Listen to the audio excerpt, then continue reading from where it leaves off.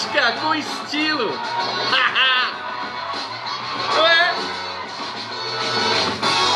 Olha o groove. Vamos falar hoje. Ciro Gomes, Sérgio Moro, Roberto Requião, Bolsonaro, esse pessoal aí. Claro que eles não têm muito a ver uns com os outros. Dia rico de informação. Cada dia que passa é um montão. Saudações a todos vocês. Podem colocar o coraçãozinho, porque o Conde não tá triste. Eu não tô depressivo. Eu estou na luta. Não tem escolha. Brasil é nosso. Estão abrindo muitas janelas de resistência e de insurreição, ao mesmo tempo em que o governo fascista vai dando as cartas.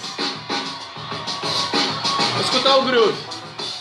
Vamos preparando o coração. Vamos preparando o neurônio. Vamos preparando o emocional. A gente começar aqui com tudo. Tem musiquinha no final. É o groove do Conde. Mais uma live do Conde.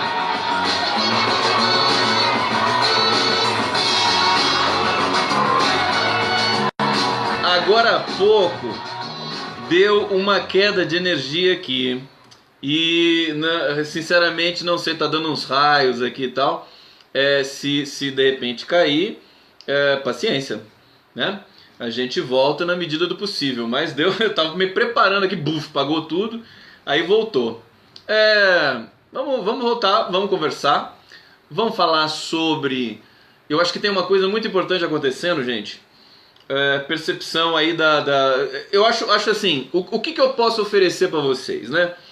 Qual que é a minha? Qual é a sua, né, Conde? Qual é a sua, cara pálida? A minha é o seguinte: eu rodo, escaneio todos os sites todos os dias para fazer o meu trabalho, para fazer a edição do site 247, que é o site quente, um site mais quente, acho que da blogosfera e de toda a cena digital brasileira.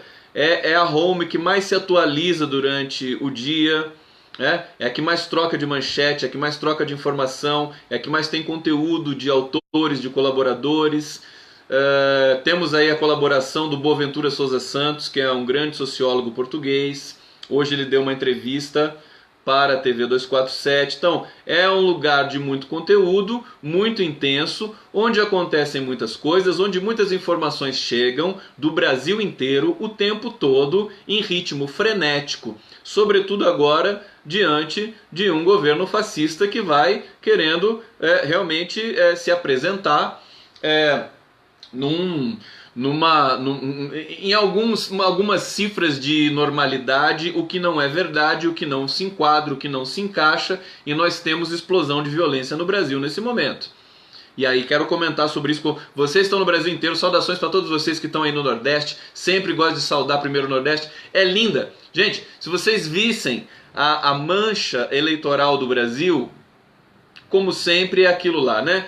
Nordeste, Norte e Nordeste bem civilizado, vai chegando para o Sul, vai tendo aí algumas coisas, problemas, né? Problemas classistas, né? Gente que realmente é muito pouco politizada, não tem percepção das coisas. Parece brincadeira isso, que o povo do Nordeste sabe mais que o povo do Sudeste. Eu digo para vocês com toda tranquilidade, sim, sabe. Com toda a minha leitura na área da filosofia, da linguística, da sociologia, da ciência política, não é muita coisa, mas é alguma coisa. É mais a área da linguística. Eu posso garantir para vocês, eu acho que sobretudo é a área da linguística que me autoriza a dizer que o povo humilde nordestino, o povo humilde trabalhador, entende muito mais de política, entende muito mais das questões do país do que o povo elitizado, o pessoal elitizado aqui do Sudeste, que tem o seu carrinho, que viaja todo ano para a Europa, que tem muita estrutura, né? Internet, banda larga, que tem tudo, né? 4G, 5G, tudo que eles querem, eles têm. Isso, cognitivamente, você já tem teses que podem aferir esse tipo de fenômeno. A pessoa tem tudo na mão, ela fica mais preguiçosa. Né? O cérebro funciona com mais dificuldade. Se a pessoa é de origem humilde, quando ela tem uma oportunidade, ela desbanca qualquer um que tem pela frente. Basta você ver os esportistas. Os desportistas, aqueles que são egressos, você vê que é muito difícil você ter um desportista que venha da classe média. Em geral, eles vêm do povo, velocista, né? Corrida de fundo, salto em extensão, salto em altura. Você tem alguns esportes mais elitizados, evidentemente o tênis, né? Difícil você achar no tênis assim, alguém que veio de baixo. Bahia presente, beijo pra Bahia. Mas a verdade é que a dificuldade, a adversidade produz sujeitos mais inteligentes, mais safos, né? A adversidade produz gente muito mais resistente, inclusive também no campo da moral, no campo do caráter, no campo da ética.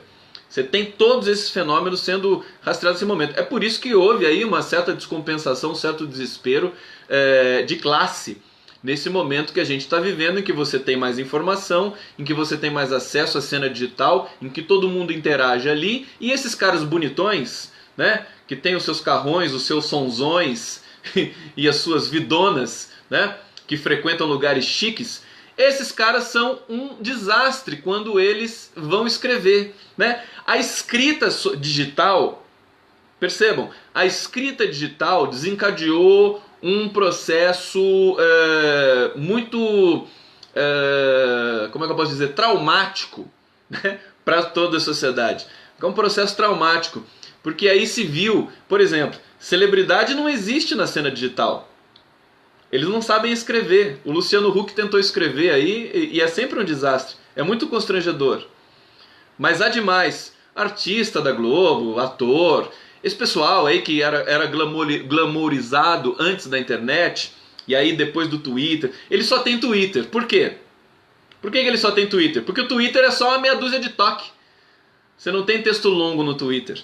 Você tem surpresas bonitas, evidentemente o Juninho Pernambucano, que foi um grande jogador de futebol, ele tem muito conteúdo, é um cara alinhado, é um cara bem informado, mas ao mesmo tempo você tem o constrangimento de toda uma classe aí de celebridades não conseguiram se harmonizar com a cena digital. E aí você tem traumas, você tem frustrações e isso gera uma energia que acaba gerando violência discursiva, violência verbal. Eles acabam se insultando uns aos outros, acabam menosprezando as classes mais humildes, que por sua vez, quando chegaram na cena digital, mostraram uma face interessante. Inclusive isso pode ser visto no Enem, gente.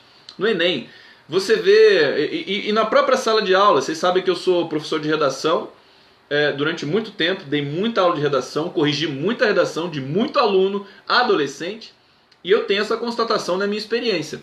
Agora, essa constatação de que quem vem de baixo tem muito mais energia psíquica para gastar, tem muito mais neurônio para queimar, no bom sentido, né? Agora, precisa ter formação para entender isso. Ou seja, a formação de linguista te permite a prospectar a qualidade e a inteligência nos lugares que não são muito consagrados, né? Não são consagrados com essas virtudes. Isso também é uma sensação muito boa, né? É uma escolha muito feliz, fico muito feliz de ter escolhido esse campo do conhecimento que me permite observar aquilo que realmente é bacana na vida e nas pessoas, né? Sair daquele mundinho glamorizado de achar que quem é superior é melhor, de que quem fala o português castiço é mais inteligente do que quem fala o português popular, né? Eu acho isso uma das maiores batatadas, uma das maiores besteiras que já foram enunciadas. A qualidade do português não tem nada a ver com a qualidade do seu pensamento, da sua ideia. Tem muito filósofo da USP aí que acredita nisso. Em geral, quem fez filosofia ou fez sociologia, com todo respeito, tá? Sem querer menosprezar ninguém. Mas quem faz essas disciplinas do campo do conhecimento, humanas, um Leandro Carnal da vida é o exemplo máximo, né? O cara não entende nada de linguagem. Ele sabe lá do La Boette, da França, mas vai falar de língua com ele, o cara só fala preconceito. Só tem preconceito linguístico dos mais graves. Então, passa por essa crosta, por esse verniz, né? Acadêmico, a pessoa é um filósofo, é um sociólogo, é um historiador com pós-doutorado no exterior, e parece que ele, porque ele domina inclusive mais de uma língua e tudo mais, né? Sabe falar com aquela mecanicidade habitual de professor universitário que vocês conhecem também, aquela coisa toda polida, empolada e tal, e as pessoas acreditam nele. O Olavo de Carvalho é o exemplo máximo disso, né? O cara só fala besteira, só fala merda, mas ele fala de um jeito como se ele fosse um grande filósofo. Então, as pessoas caem naquilo lá. O cara tem 40 mil seguidores, é uma coisa absurda. E aí você gera, digamos, estupidez, né? Estupidez. Então, não tem nada a ver. Eu gosto muito de um poeta nordestino, Patativa do Assaré. Patativa do Assaré, né? Ele depois ele se alfabetizou e tal, bonitinho, mas ele era analfabeto basicamente. E ele tem uma das poesias um conjunto poético dos mais bonitos de toda a história brasileira. É sensacional, Patativa do Assaré. E ele fala naquela linguagem popular. É muito povo, né? Então, mas como que ele... Então, é a humanidade. É por isso que a gente perde, às vezes, muitas vezes, com essa questão da ciência, da academia, desses rótulos, dessa coisa superior, dessa palavra curso superior. Ela queima, é uma palavra que queima do ponto de vista ético, né? Tudo isso gera um preconceito muito grande com a cultura popular, né? A gente não pode menosprezar. É por isso que o Lula causou tanto preconceito na sua trajetória, né?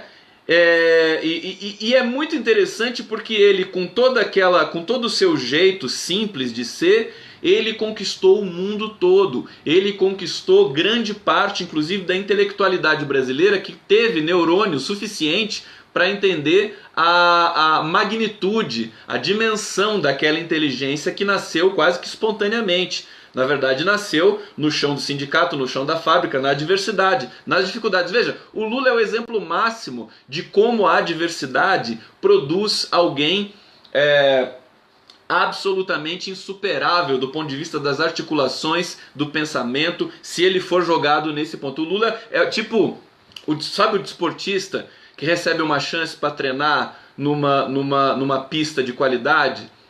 Pega lá o moleque que tem 16 anos, 15 anos, pega o moleque lá da periferia do morro, o cara nem come direito, tem muita limitação de todas as ordens. Aí deixa o cara treinando um ano numa pista olímpica. O cara vira campeão mundial em um ano.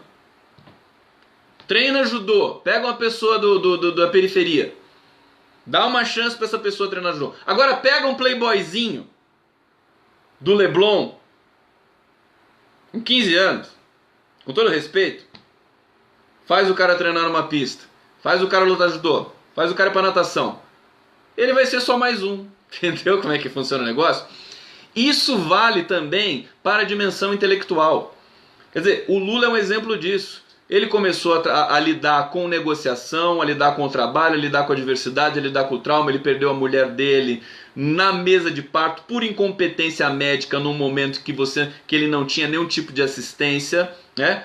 Acho que foi nos anos 60 isso que aconteceu. O Lula perdeu a mulher e o filho recém-nascido no parto, por uma infecção que ela pegou durante a gravidez. Foi incompetência. Né? Incompetência do tratamento da cobertura pública que se tinha no país. Não sei se era público, agora não me lembro mais como é que é a narrativa da questão da perda da esposa e do filho do Lula. Mas de qualquer maneira, veja, ele passou por... Já venceu a fome, veio do Nordeste, pau de arara, molequinho, 7 anos de idade. É realmente a adversidade que construiu um ser humano como Lula. E hoje a gente está vivendo isso. Ele está preso e o seu algoz, o seu praticante de lawfare, está no momento agora de absoluta e escandalosa confirmação de tudo que ele fez contra o Lula e que foi uma prisão política, evidentemente. Até os jornalistas mais conservadores, lembrar o nome do cara que escreve na Folha de São Paulo, super chato, conservadoraço, ele diz que o Moro, se ele aceitar o ministério do Bolsonaro, ele vai confirmar que o que ele praticou com o Lula foi uma prisão política. Todo mundo já sabe disso, mas aí o cara vai lá e confirma. Escandaloso isso. Esse cenário, vocês estão me ouvindo aqui, vocês que não têm tanto tempo de ficar... Acho que esse é o papel que eu posso prestar para vocês com a minha live. Vocês não têm tanto tempo de ficar prospectando, investigando na internet, cotejando informação. Eu faço uma espécie de análise, síntese de cada dia para vocês poderem ter alguma referência e depois irem lá e realmente confirmarem. Pô, será que o Conde falou tá certo? Será que aquilo tá confirmado? Isso é muito interessante. Eu tô, digamos assim, sob escrutínio de vocês também. Tudo que eu falar aqui pode ser, inclusive fica gravado e fica gravado direto lá no YouTube. Você pode assistir a live de novo e tudo mais. Gente, então eu queria fazer só essa ponderação inicial. Eu faço um trabalho braçal, né? Eu vejo o clima da cena digital, eu avalio isso do ponto de vista técnico, linguístico, avalio o clima da cena das redes sociais, do Facebook, que é a linguagem que eu gosto muito, e consigo, com esses termômetros, produzir teses sobre o que nos espera nos próximos dias, semanas. Veja, a questão dessa transição de governo Temer-Bolsonaro, que é o rascunho do mapa do inferno, né? Imagina o Temer transferindo um governo pro Bolsonaro! Fala sério! Que coisa horrível que é isso! Mas é isso que está acontecendo. Então, é o que tem, é o que temos no momento. É a notícia, né? Agora, junto com isso, você tem uma situação de explosão de violência no Brasil. Eu tinha previsto isso justamente também por estar junto de vocês, por estar sacando o que vocês estão falando. Veja, isso aqui é uma espécie de... é o trabalho coletivo, isso é muito legal. Bom, não vou explicar mais isso, senão fica muito chato. Vamos direto ao assunto. Então você tem uma explosão de violência no Brasil. Teve um incêndio criminoso num acampamento sem terra hoje no Ceará. Eu só queria dizer para quem está no exterior me assistindo, tem muita gente na França, na Inglaterra, na Itália, na Suíça, Estados Unidos também, no Texas. Eu queria dizer para vocês que estão no exterior, né? Vocês assistem o Conde tipo na hora de dormir, né? 1h da manhã, né? Agora na França vai meia-noite, né? Tem gente assistindo lá. Eu queria dar uma grande saudação para vocês, fico muito feliz. E sei da importância que é vocês acompanharem uma live pé no chão como essa aqui, porque vocês estão fora do Brasil. É difícil você saber o que está rolando aqui, está sentindo realmente, está sentindo na pele. É essa sensação que eu tento também passar para vocês. Me sinto responsável de produzir essa leitura para quem está no exterior e que acompanha a live do Conde, acompanha ao vivo, depois acompanha na reprise, e é assim que a gente trabalha. Beleza? Então vamos lá. Estão comigo aí? Deixa eu ver se está rolando o sonzinho aqui ainda. Tá rolando o sonzinho aqui? Vamos lá o sonzinho. Mais um pouquinho do groove do Conde. Antes de começar, nas ruas, as ruas voltaram a ser da esquerda. Nessa live do Conde especial do Dia das Bruxas. Eu brinquei hoje que é Dia das Bruxas, aí eu dei parabéns pra Janaína Pascoal, né, pessoal. Mas na verdade, bruxa é maravilhoso. Bruxa é uma coisa sensacional. Eu adoro bruxa. Vou contar uma historinha rapidinho pra vocês. Quando eu era pequenininho, eu tinha meus 6 anos de idade, eu fui no Halloween, eu fiquei apaixonado pela bruxa. Eu me lembro até hoje disso. Eu chorava, eu não queria sair do Halloween. Olha que bonitinho, que é pequenininho, Condinho, imagina o Condinho. A bruxa era linda, cheirosa, tinha um cabelo roxo, assim. Aí eu fiquei louco por ela, não queria sair. Aí acabou o Halloween, então todo mundo levou um salgadinho pra casa e tal. E eu chorando, porque eu não queria que acabasse o Halloween. Então vê, bruxa, eu adoro bruxa. Bruxa é muito bom, cara. Agora, tem a bruxa boa e a bruxa má, né?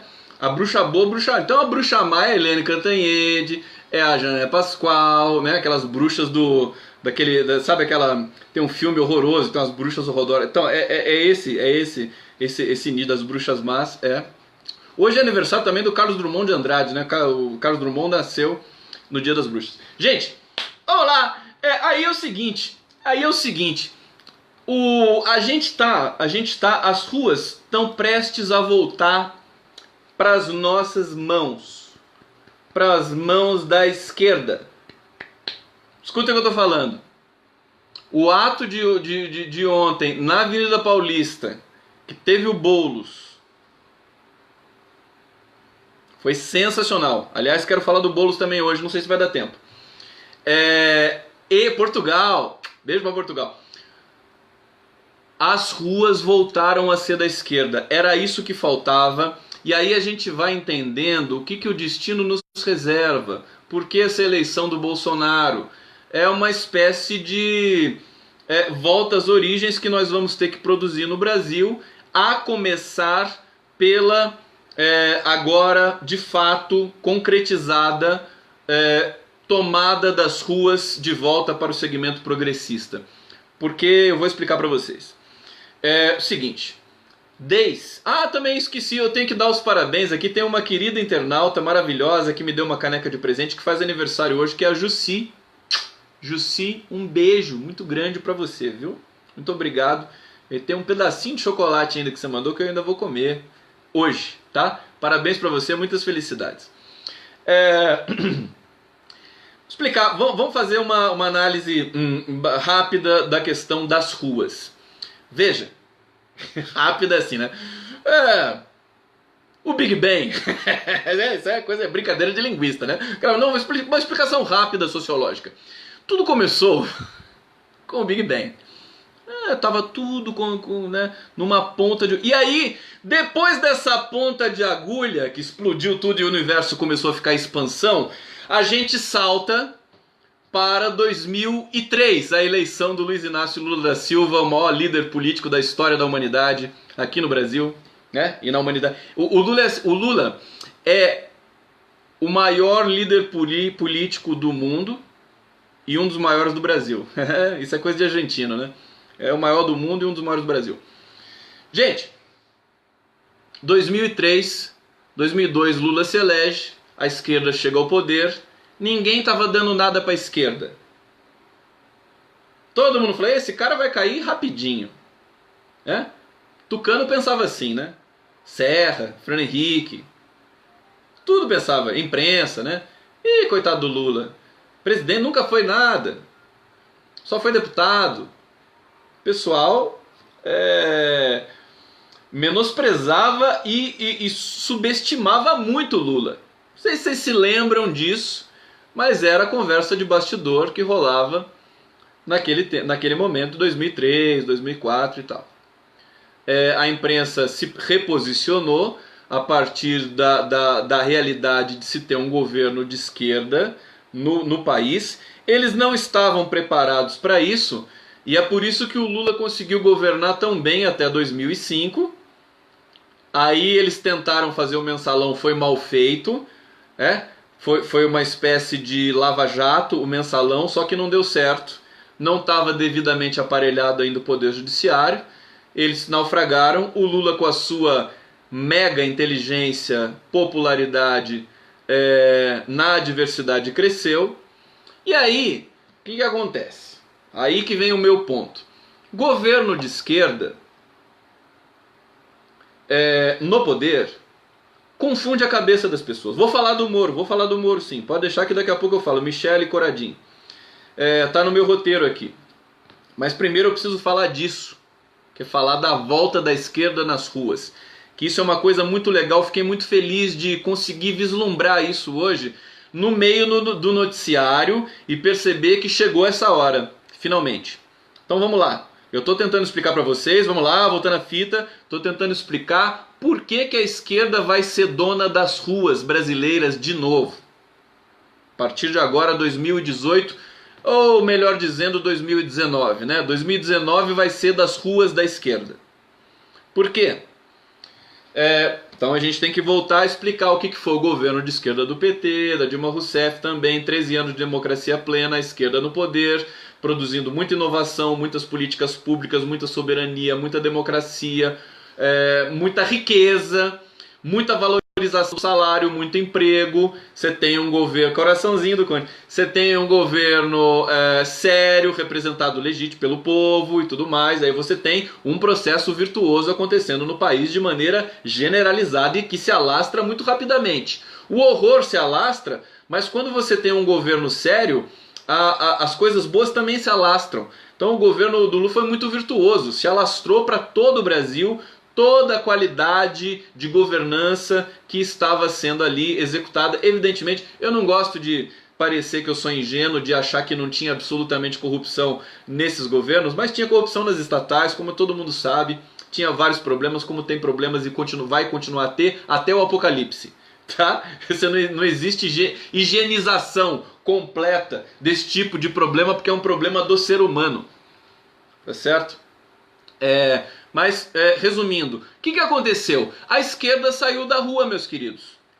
O Lula não estava mais no palanque. Ele era presidente da República. Ele foi pro palanque, fez a campanha maravilhosa de 2006, ganhou do Alckmin, aí voltou para a presidência. Aí em 2010 ele também foi, né, na verdade não foi tão palanque assim, na verdade Dilma Rousseff que foi pro palanque, ele também foi, mas enfim, foi diferente. O que eu quero dizer? Quando a esquerda estava no poder, a esquerda saiu da rua.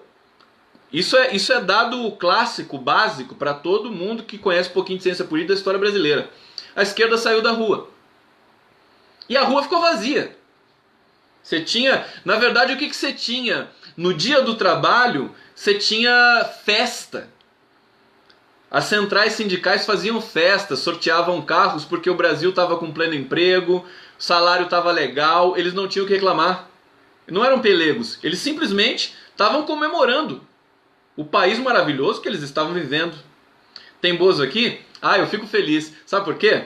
Porque os bolsominions começaram a se arrepender já também. Isso é um tema da live também que eu vou falar já, né? Só fazer um parênteses aqui. Os bolsominions, você já tem uma avalanche de tweet, né? De post de Facebook assim, dizendo: tô arrependido, eu não sabia que ele era machista. Tô arrependido, eu não sabia que ele era violento. Não sei o que. Ninguém sabia. Você já tem muito. Então, como os bolsominions me amam, eles me adoram, eles me acompanham. Eu nunca vi, a live de esquerda, a minha live é a de esquerda que tem mais bolsominion, acho que no Brasil. Eles me amam. Então, queridos, eu acho que eles vão acabar virando meus seguidores depois. Deixa mais um pouquinho, daqui a pouco eles se decepcionam com o Bolsonaro e daqui a pouco eles vêm mergulhados de amor, querer botar coraçãozinho pro Conde. Beleza, eu deixo, aceito vocês, seus animais. Podem vir pra live do Conde, sem problema nenhum. Então, voltando à explicação do Lula e da esquerda e das ruas vazias, porque era um governo. Então a esquerda saiu da rua e aí você não tinha ninguém, ficou um espaço vazio. Ficou um espaço vazio. E aí, 2013 é exatamente isso. É a ocupação desse espaço que a esquerda deixou. Passe livre, movimentos aqui. O que aconteceu? Eu me lembro tão bem disso porque o movimento Passe Livre estava na cidade de São Paulo, o Haddad era prefeito. O Haddad tinha todo cuidado para não potencializar uma violência no Brasil inteiro. O Alckmin não tinha compromisso com nada. A PM, a ala fascista da PM do Alckmin desceu o cacete nos manifestantes. Eu me lembro na Avenida Paulista, tomaram muita porrada, bala de borracha, cacetete, borrachada, arrebentaram, foi escroto, passou no Jornal Nacional, bomba de efeito moral e aquilo incendiou o Brasil. Você já tinha um ódio super forte com relação ao sucesso do Brasil trazendo a Copa do Mundo. Era a Copa das Confederações, né? Ia ser a Copa das Confederações. O sucesso do Brasil em trazer as Olimpíadas, não sei se naquele momento já estava certo que ia ter as Olimpíadas também, uma inveja terrível do PT, uma inveja, uma frustração sexual libidinal que a gente conhece, né? Dessa elite brasileira classe média tosca e grotesca. Eles se revoltaram e aí eles se sentiram à vontade para ir para a rua. E aí você tem outro detalhe também, que os governos do PT, eles eram democráticos e eles não bloqueavam as manifestações. A Dilma Rousseff deixou a manifestação rolar com tudo. Ela não mandou reprimir. Quem reprimiu foi o Alckmin no começo, só que daí saiu do controle e aí você teve aquela avalanche de manifestoche pelo Brasil inteiro vestido de verde e amarelo, aquela coisa tosca, proto-fascista, né? Se você vê as imagens da depredação de Brasília em 2013, todo mundo subindo no eixo monumental de Brasília, Congresso Nacional, o pessoal subia no STF, quebrando vidraça. Se você vê, era o pessoal tudo tatuado. Nada contra tatuado, mas assim, não era povo, entendeu? Era o pessoal, cada tatuagem daquela custa 10 mil reais. Né? Eu me lembro de ver esses caras musculosos, né? Tudo bem alimentado, bem nutrido, quebrando vidro, né? Das instituições lá em Brasília, dos edifícios lá históricos tombados de Brasília, entrando com tudo para arrebentar, bloqueando a cara, né? Esse pessoalzinho aí, tudo filho de Ustra mesmo, né? Não é filho de ostra, é filho de Ustra! O Ustra é uma ostra! Olha que não é trocadilho, veio agora pra mim, uma coisa fantástica! O ostra, é tão violento o Ustra que nem graça dá pra gente ter da cara dele. Tudo filho de ostra, né? Destruíram, a Globo deu, glamorizou completamente aquilo lá, mostrou para o Brasil como se fosse a coisa mais linda do mundo, a democracia, o PT era o inimigo, e ali nasceu a direita se apoderando de um dos instrumentos clássicos da esquerda, que são as ruas. Naquele momento, a esquerda perdeu esse vetor semiótico histórico que são as ruas. Perdeu. E veja, tá voltando, mas perdeu e aquilo se prolongou. Vejam, as manifestações de 2015 pelo impeachment, com os manifestoches, elas foram muito maiores que as manifestações da esquerda. Por quê? Porque quando os manifestoches estavam na rua, a polícia não fazia absolutamente nada. Não colocava o dedinho nesses caras. Inclusive eles tiravam selfie com o policial. Quando a esquerda estava na rua, era porrada. Era porrada bomba. Tiro, porrada, bomba. Evidentemente é diferente. E quando você tem as duas tendências querendo ocupar um espaço e a polícia só reprime uma, o que vai acontecer? É óbvio. A rua ficou para a direita. A rua ficou fascista.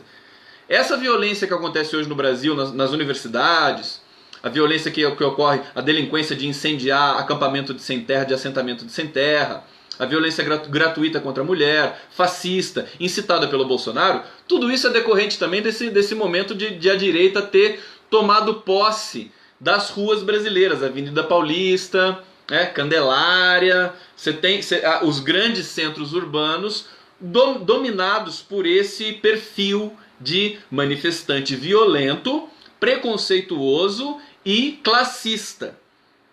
Isso é sociologia. E aí? O povo se escondeu, o povo ficou com medo, evidentemente. Ficou assustado. Calma que eu já vou chegar na conclusão. Vocês estão me acompanhando até aqui? Estão me acompanhando? Então, esquerda saiu, direita tomou conta da rua, tomou e ficou. E aí produziu o impeachment da Dilma Rousseff. Através de pressão popular, porque se não tivesse essa direitalha toda na rua... Direitalha, olha eu sendo preconceituoso também. Conde, para com isso! Você é progressista, não é um animal de direita. Essa direitalha toda na rua produziu o impeachment da Dilma Rousseff, o golpe contra a Dilma Rousseff, evidentemente, eu estou dizendo a palavra oficial que eles usaram lá em Brasília para designar esse golpe. E aí você tem a ascensão do Temer ao poder, e aí a direita volta para casa. Tirou o PT. Era isso, né? Importante é tirar o PT. É isso que acontece, que as pessoas queriam fazer. Tirou o PT. Beleza. Ah, mas o Temer, salário, né, violência, morte, erosão, venda de patrimônio, Embraer, Petrobras, né, todo pro saco. Ah, mas tirou o PT. Tirou o PT, tamo feliz. Classe média burrona ficou toda feliz. Bom, próximo capítulo, Temer vai chegando no seu ocaso, no seu crepúsculo, na sua putrefação, né? Putrefação, o governo apodreceu, aliás, muito antes da hora, e agora ele só vai ser jogar uma pá de cal neles, né? Etc. Tivemos eleição, tivemos uma campanha linda e limpa por parte linda demais e perfeita demais e civilizada demais por parte do PT e do Fernando Haddad, e uma campanha suja, medonha, fedorenta por parte do senhor fascista Jair Bolsonaro. Ponto. Veja que chegou a hora, né? Chegou a hora. Aí o Bolsonaro ganha. Aí a tristeza total pro Brasil inteiro. Só que, aí o velho só que do Conde. Só que, agora que esse cara de ultradireita ganhou uma eleição de maneira suja, mas ganhou, fraudulenta, mas ninguém entende nada mesmo, não vai resolver isso. Agora as ruas falaram assim para a esquerda: vem que eu tô aqui. Ontem a manifestação na Paulista com o Boulos mostrou isso. Por quê?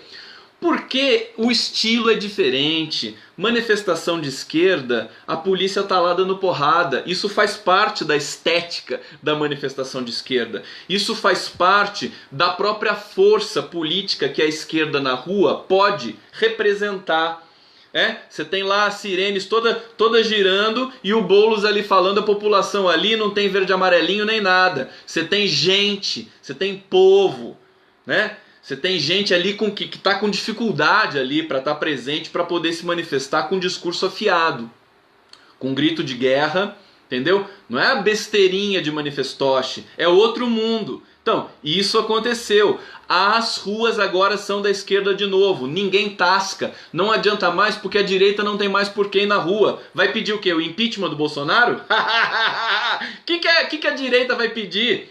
Qual que é a bandeira da direita para ir para a rua agora? Vai defender o Bolsonaro na rua? Não vai.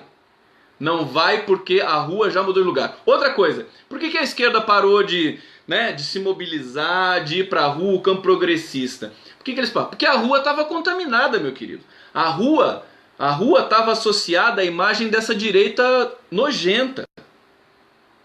É por isso que as pessoas não tinham vontade de ir para a rua. Ir para a rua era uma coisa tipo assim, mas espera aí, vai para a rua? Como assim? Quem estava indo para a rua era a direita brasileira. Classe média preconceituosa, classista, racista, homofóbica, misógina. Estava indo para a rua, inclusive mulheres. As mulheres também são misóginas, né? Vocês sabem disso, né? Bom, veja, tava muito difícil. Eu me lembro de 2015. Quer dizer, como é que a esquerda vai para a rua? Que tipo de... Você não pode... É muito complicado você dividir uma rua, historicamente falando. A rua é a oposição. A rua é quem não está satisfeito com o sistema. Agora, a direita conquistou o sistema, meus queridos. Esse é o ponto. Ela conquistou. Agora ela é o sistema. Então, ela não tem mais mobilização possível para a direita na rua. Só se o Steve Bannon vier aí, fizer um negócio de WhatsApp, greve de caminhoneiro, fizer aquela coisa toda, né? A Globo junto e tal. Mas eu acho difícil. Acho difícil. Sabe por que eu acho difícil? Porque o governo, essa transição e esses anúncios de ministro, governo Bolsonaro e tudo mais, já está causando já está embrulhando o estômago de inclusive muitos eleitores do próprio Bolsonaro. Quer dizer, agora ele é governo, meu querido, agora virou vidraça. Agora o pau vai comer contra ele, não a favor dele.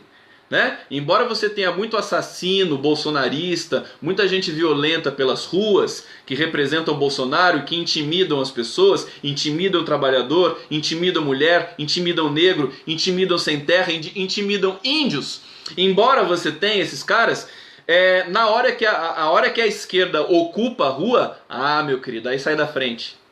Aí sinto muito. Aí vai com tudo. E aí, pegaram até aqui? Sacaram a reflexão? Aí é o seguinte, aí a gente precisa, nesse momento, no Brasil, de oradores. O Stedley é um grande orador, o Boulos é espetacular, Roberto Requião, daqui a pouco eu vou falar do Roberto Requião se der tempo, né? Nossa! A live voa. Mas para mim o Boulos é o cara nesse momento. Ele é o maior líder de movimento social do Brasil, Guilherme Boulos. Ele tem uma dicção muito poderosa e o brasileiro está sentindo falta disso. Veja, não estou fazendo uma crítica ao Haddad. O Haddad tem o estilo dele, mas evidentemente não é o estilo de um orador clássico. Não é. Não é. Como eu disse várias vezes aqui, Haddad, ele é um enorme orador, o Fernando Scherer está dizendo aqui, eu também acho. Só que na rua é diferente. Tá? Veja, não estou tirando a responsabilidade e a dimensão do Fernando Haddad. É diferente. Mas eu acho que precisa de mais vozes, mais oradores, mais sangue no zóio, mais rouquidão, mais linguagem popular na veia. Com todo respeito, tá? Vocês sabem que eu sou um dos maiores admiradores do Fernando Haddad que existe nesse Brasil. Realmente eu admiro demais todos os talentos que ele tem. A biografia dele, competência que ele tem, a gestão que ele fez em São Paulo, a administração de São Paulo dele, no Ministério da Educação.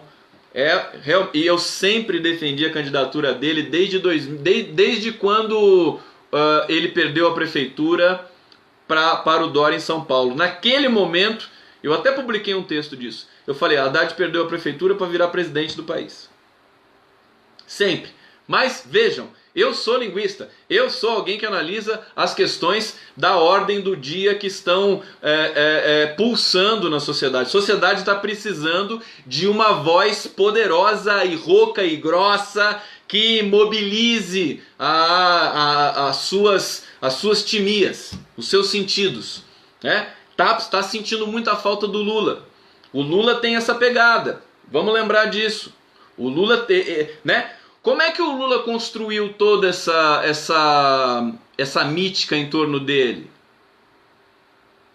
Todo mundo imita o Lula, né? Até o Haddad imita o Lula. Ô, companheiro Haddad, companheiro Haddad, ganha essa eleição pra mim.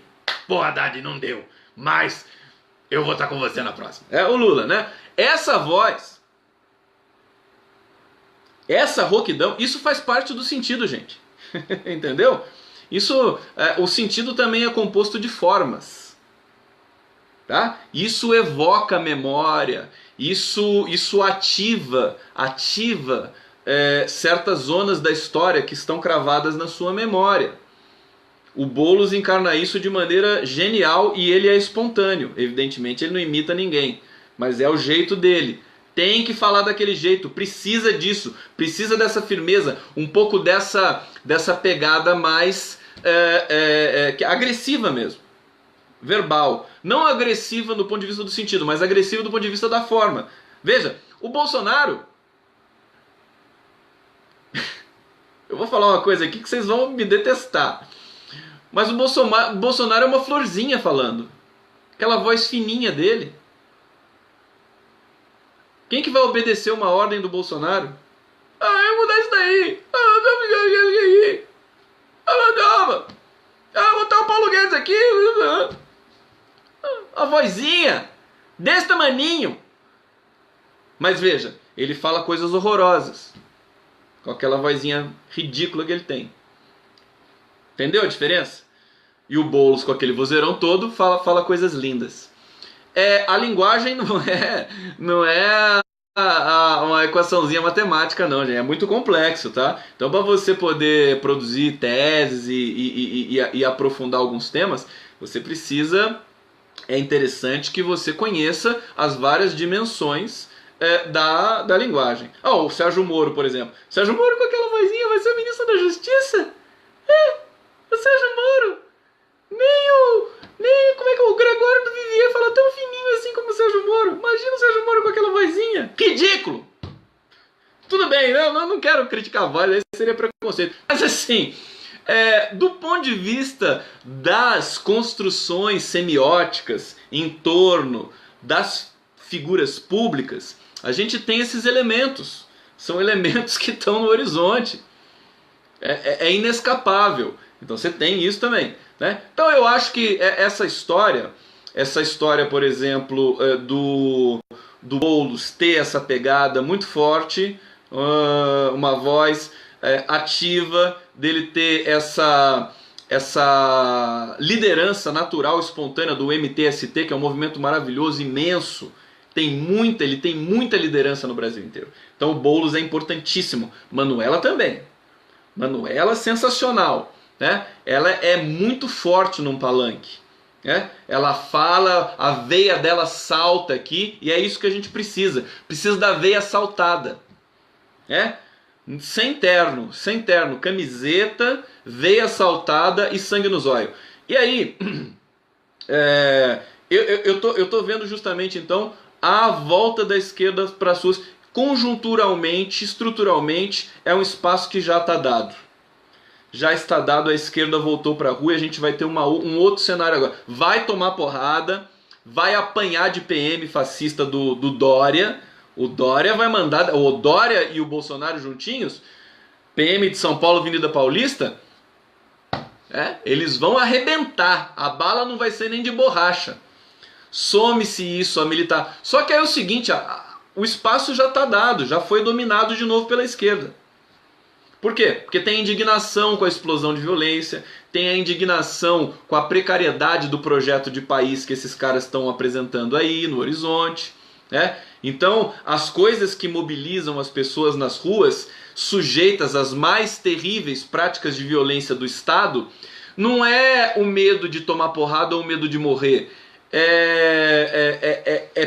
Pelo que bandeira que você tem, por qual bandeira você está lutando. Se você tiver a bandeira certa, você não tem medo de nada. Você não tem medo de nada. Você vai com tudo, fazer parte da história para ser parte de uma coisa que é muito maior do que você, que é a coletividade, que é o seu país. Isso a esquerda tem muito forte, ninguém segura, né? Nós ficamos aí 20 anos, os governos do PT mais o golpe. 16 anos em que a esquerda realmente desocupou as ruas. Ela não tinha mais contexto para ocupar as ruas. É muito difícil você ocupar uma rua para defender o sistema. Para defender o sistema não, mas para defender um governo. É delicado isso. A rua, ela encaixa para você combater tudo que está lá. É o sistema, é o governo, tudo junto. E agora a gente tem uma coincidência. O sistema e o governo são dois inimigos brutais da civilização da humanidade. Isso vai fazer com que a esquerda realmente então se coloque de novo e ocupe a rua. Senti isso muito forte. Tá? Como que eu senti? Como é que o Conde sentiu? Vendo as notícias, vendo a cobertura da Paulista da véspera, vendo que eles não vão arredar pé, vendo que eles estão imbuídos de denunciar todas as violências que estão sendo praticadas no Brasil pelos ministérios públicos aparelhados e pelas polícias aparelhadas, né? Você desencadeou um processo de muita violência do Estado realmente nesse momento, e os simpatizantes do Bolsonaro se acham donos do país, querem matar todo mundo, querem eliminar a esquerda, e aí você tem um contramovimento a tudo isso, que é o movimento da esquerda. Que é o movimento do campo progressista, que vai resistir a tudo isso, tá? Bom, eu acabei não falando de uma porção de coisas e a gente já está quase no fim da live. O Ciro Gomes, eu ia falar do Ciro Gomes, vou falar do Ciro e do Moro então, né? Ciro Gomes primeira coisa, Ciro Gomes e Bolsonaro são duas faces da mesma moeda. Ciro Gomes e Bolsonaro são duas faces da mesma moeda e da mesma merda. Com todo respeito à merda. O Ciro realmente... Eu comecei a trabalhar hoje, 4 da manhã, com essa entrevista do Ciro Gomes que foi para a Folha de São Paulo. Fiz essa matéria para o 247, senti nojo de fazer a matéria, de ver a entrevista nojenta do Ciro Gomes para o Gustavo Uribe, jornalista da Folha de São Paulo. Ciro Gomes ainda está com a cabeça na eleição, o ressentimento dele só aumentou, ele chamou o Leonardo Boff de bosta, chamou o Frei Beto de bajulador, né? E desceu além todo mundo. E quando o jornalista Gustavo Uribe, filho de Deus, perguntou para o Ciro Gomes o que ele achava da ameaça do Bolsonaro à Folha de São Paulo, vocês sabem o que o Ciro disse? Ele falou, eu acho que a Folha de São Paulo tem realmente que rever os seus conceitos e tudo mais. Ciro Gomes defendeu o Bolsonaro na lata do jornalista da Folha de São Paulo. Quer dizer, eu já sabia que o Ciro Gomes era um grande canalha há muito tempo, vocês sabem disso. Até pedi para aparecer algum cirista aqui para falar alguma coisa para mim, que agora eu quero ver o que eles podem falar para mim, né? Porque até há um mês atrás eles falavam, não, mas o Ciro que é o caminho, é o Ciro e tal, né? Não, o Ciro Gomes é o cara que tem coragem. Gente que achava que era de esquerda. Não sei mais se eles se acham de esquerda, né? É evidente que o Ciro não é de esquerda, coronelzão que ele é, e é evidente que esses eleitores ciristas também não eram, ou se achavam e não eram nada. Quer dizer, tem que ir no analista. Eleitor de Ciro Gomes agora vai para o analista, pega um pavloviano, né? O cara, aquele bem conservador, pré-freudiano, né? Para tentar entender o que acontece na sua cabecinha de cirista.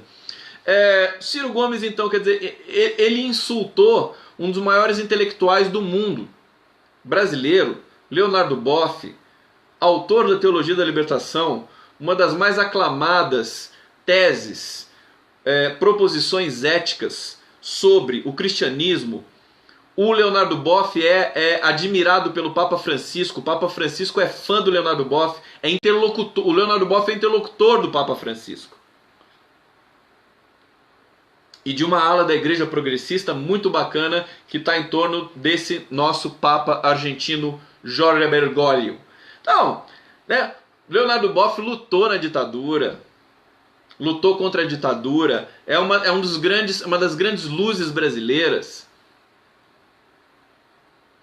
Frei Beto, mesma coisa, e eles estão na origem do PT, na origem dessa grande movimentação que foi o Partido dos Trabalhadores nos anos 70, nos anos 80, liderada por um cara especial que é o Lula. Então, o Ciro Gomes, eu vejo, a Gleisi Hoffmann respondeu, né? O PT e a Gleisi, e eles estão na razão, eles tratam o Ciro Gomes como um doente, como uma criança mimada, que é o que ele é, né? É um débil mental. Eles tratam assim. O que a Gleisi falou? Eu não sei porque que o Ciro está tão irritado assim. É quase uma enfermeira, né? A Gleisi Hoffmann. Por que ele está tão irritado assim? Nós sempre somos... Mas na verdade ela foi muito, muito clara. O PT, todas as alianças, negociações foram feitas às claras. Sempre. Tem nada feito debaixo do pano com o PT. Tudo é discutido no Diretório Nacional. Então, família Gomes, eu acho que... Mas, assim, sempre falou muita besteira, se manchou completamente, já morreu várias vezes, só que a partir do momento em que ele insulta o Leonardo Boff dessa maneira, realmente aí ele afundou completamente, ele está completamente descartado. Se ele tiver o curralzinho eleitoral dele no Ceará, em Sobral, vai ser só aquilo e mais nada. Acabou Ciro Gomes. Bom, Acabou. Ciro Gomes, vamos falar do Moro. O Moro, 2 minutos para falar do Moro para eu tocar a música para vocês hoje aqui. É uma coisa muito louca o Sérgio Moro, porque o cara prende o concorrente e vai ganhar o ministério agora. O Sérgio Moro é escândalo internacional a partir desse momento. Tá todo mundo chocado. E ele vai, é óbvio que ele vai aceitar, e não vai ser o Ministério da Justiça, vai ser um super Ministério da Justiça. O Bolsonaro disse aqui que vai condensar Justiça, Controladoria Geral da União, Segurança Pública, e tem mais um lá que eu esqueci. Eu anotei aqui, deixa eu ver qual que é. Transparência, Controladoria Geral, Conselho do Ministério da Fazenda e Justiça. 4 super ministérios juntos num só para o Sérgio Moro, juiz de primeira instância. Perseguidor do Lula, lawfare, quer dizer, ficou evidente agora, ele vai aceitar esse ministério, vai se tornar um grande xerife do país inteiro. Sérgio Moro, olha o nível que a gente está chegando. Quer dizer, e aí eu quero dizer o seguinte para vocês, que não dá para eu me estender muito. Com a esquerda tomando as ruas, se a Rede Globo não sabotar esse tipo de coisa, acho que não vai ter energia nem força para isso, esse pessoal vai ser varrido. Moro, Bolsonaro, é só assim que eles vão ser varridos. Então, aguardem os próximos capítulos, porque o que se anuncia no horizonte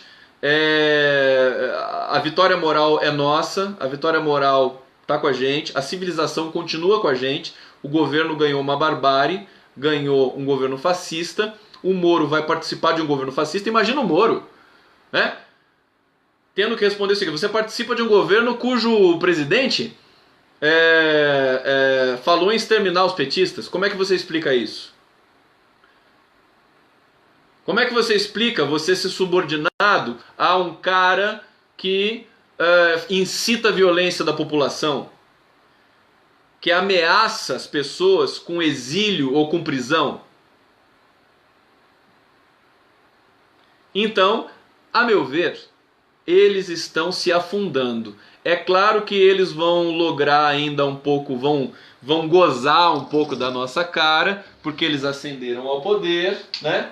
Eles vão curtir um pouquinho com a nossa cara, mas as condições estão dadas para que nós tenhamos uma reviravolta em todo esse cenário, com a esquerda voltando a dominar um espaço que ela tinha perdido há um tempo atrás, que é o espaço das ruas.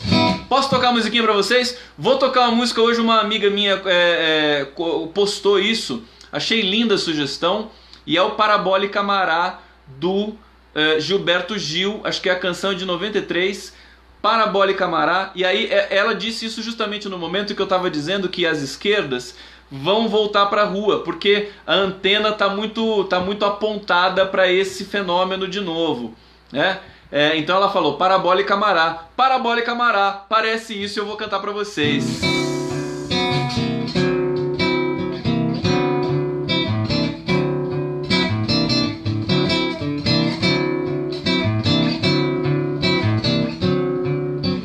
Antes o mundo era pequeno, porque terra era grande. Hoje o mundo é muito grande. Peraí, deixa eu começar de novo. Deixa eu tirar o ventilador aqui, senão vai voar meu papel. Hoje o mundo era pequeno, porque terra era grande. Hoje o mundo é muito grande, porque terra é pequena, do tamanho da antena parabólica Mará. Volta do mundo, camará. Mundo da volta, camará. Antes longe era distante, perto só quando dava, quando muito ali de fronte, e o horizonte acabava. Hoje lá atrás dos montes, dentro de casa, camará. Volta do mundo, camará.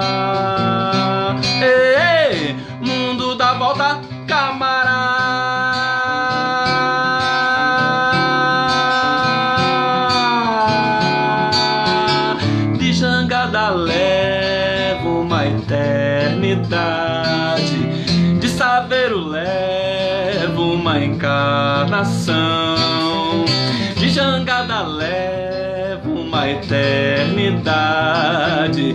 De Saveiro levo uma encarnação.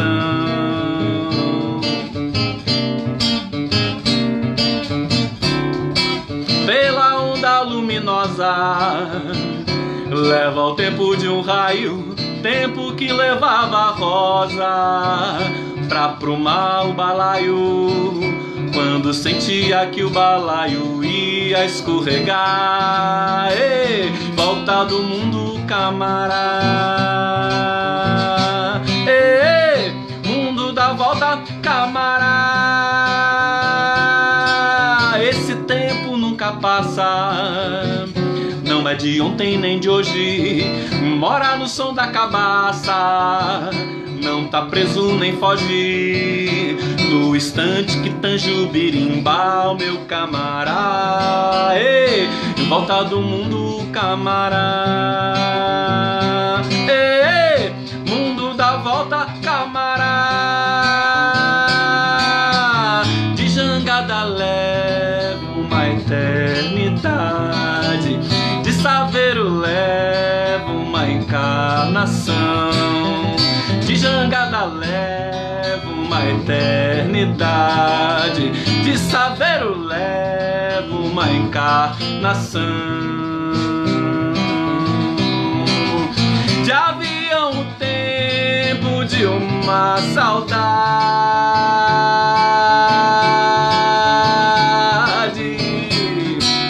esse tempo não tem rédea, nem as asas do vento, o momento da tragédia. Chico Ferreira e Bento só souberam na hora do destino apresentar. E volta do mundo, camará. E mundo dá volta, camará.